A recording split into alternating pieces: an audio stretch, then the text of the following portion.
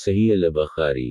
امام اور مقتدی کے لیے قرات کا واجب ہونا حضر اور سفر ہر حالت میں، سری اور جہری سب نمازوں میں۔ حدیث نمبر 756۔ ترجمہ: علی بن عبداللہ، سفیان، زہری، محمود بن ربی، عبادہ بن صامت رضی اللہ عنہ روایت کرتے ہیں کہ نبی صلی اللہ علیہ وسلم نے فرمایا اس شخص کی نماز نہیں ہوتی جو سورۃ فاتحہ نہ پڑھے۔ صحیح البخاری۔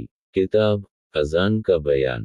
باب امام اور مقتدی کے لیے قرات کا واجب ہونا حضر اور سفر ہر حالت میں، سری اور جہری سب نمازوں میں۔ حدیث نمبر 757۔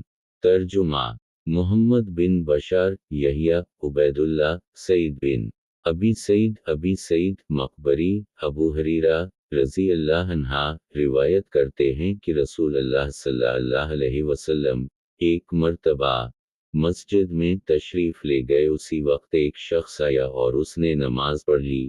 اس کے بعد نبی صلی اللہ علیہ وسلم کو سلام کیا۔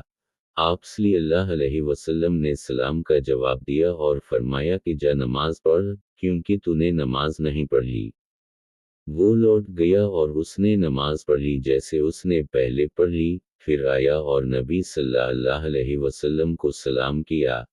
آپ صلی اللہ علیہ وسلم نے فرمایا کہ نماز پڑھ، کیونکہ تو نے نماز نہیں پڑھ لی۔